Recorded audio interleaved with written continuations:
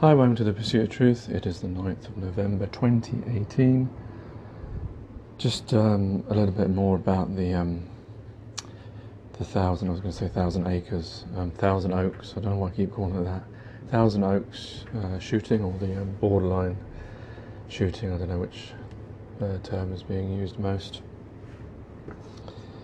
So I saw some footage, I think it was on CNN, of smartphone footage, just to say mobile footage, of what I assume is the dance hall, and it's an empty dance. Someone is at the back, and they can show the whole dance floor, and there's no one there. And there's at the side, the right-hand side, when the camera shakily passes over, you see a crowd of people, and then when it's gone to the left side, you can see a person. I don't know if that is the shooter. And I must admit, on seeing this footage, first of all, I thought, wait a minute, where's all the people? Because originally, when they first started interviewing witnesses, I think it was a witness, unless it was a journalist, but I'm sure one of the witnesses said it wasn't as busy as normal. But then after that, every other witness said it was really busy. 150 plus, I think was the number they were talking about. So I don't know whether that's a discrepancy or not. I mean, maybe when it's more busy it could be 200, so that statement may actually be factually true. But the problem is, obviously, like when you see this footage, you think, wait a minute, well, there should be hundreds of people, because you imagine in your head 150 people standing on that dance floor all doing line dancing. Could they all have hidden in that corner? I suppose the problem is we don't know what time that video was taken. Everyone could have left by then, or all moved out to a different area, and the skeptical of us could see that as like, because I know that people often say that when it comes to these false flag hoax things, that there doesn't seem to be the people that they often claim that there's not really people there. I don't know. It's difficult to say, because the problem is if you had footage, like if you videoed the whole footage from beginning to end, there are points of it where there may be only pockets of people. It depends. Maybe there's a different room. We're all thinking this is the main hall, where the dancing goes on, but there may be another room, and we're just assuming that. So I don't know. I can't. I mean, I know people will just jump on that, but I can't really say. The only thing that is a little bit made me question, other than that it was empty, was people pointed out there was no screaming as well. But the thing that I was concerned about is the person is filming.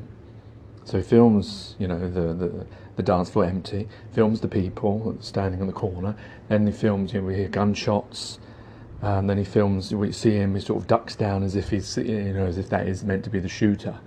And then you see more gunshots, and then he decides to leave, and it's almost like the door's right behind him. It seems like it must be at the door, and then he opens the door, goes out, and runs out in the car park. I just thought that was a little bit odd. If you'd heard shooting, would you stay around to film? I don't think I would have stayed around to film.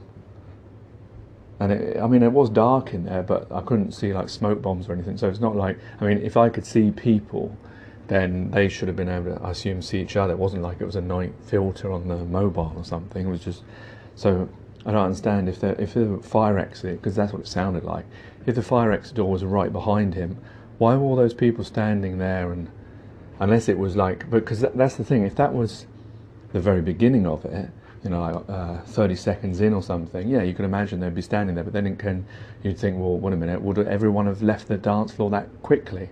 Wouldn't there be people around? And I suppose the other thing is, like, where's the dead people?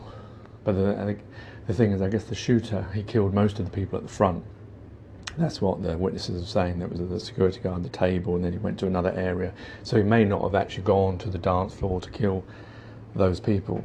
So that may be the reason why is that case. The problem is another thing where people say, wait a minute, why are they not releasing footage of dead people? And there must be CCTV footage of that full area, of the whole incident. And that's to do with two reasons. One is to do with how the media operates. The media doesn't like showing us blood and dead bodies. Previous, like I don't know how many years ago, they weren't actually allowed to.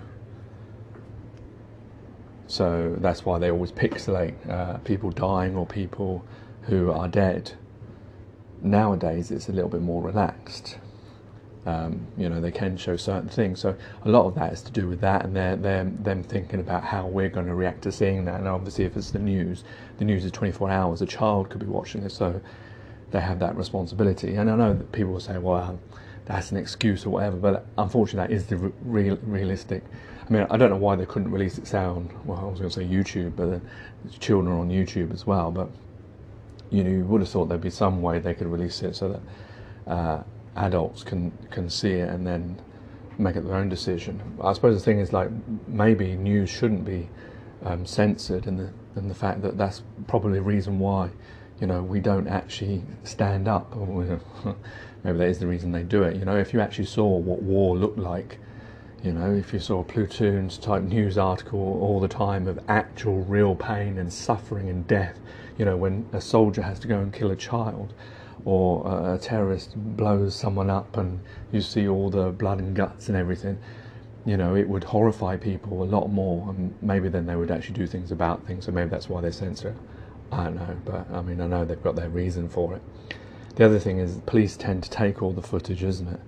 Because that's what I was thinking, that why don't the people who are in that venue, they don't have to work by censor law, they can just upload it on YouTube. Problem is, YouTube works on censor law, and it can then censor the video and bring it down because it breaks their terms and conditions.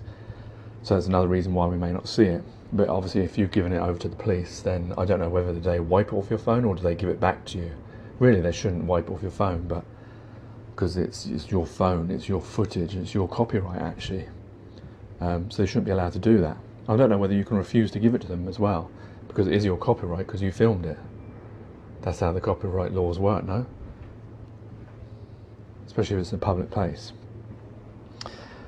So yeah, I must admit, it did make me wonder. Also, a correction, yesterday's podcast, or whichever one it was, I know I did 5. I mentioned about the Marine and Agenda 21. What I meant is MK Ultra. Agenda 21 is a different thing. So what else is there?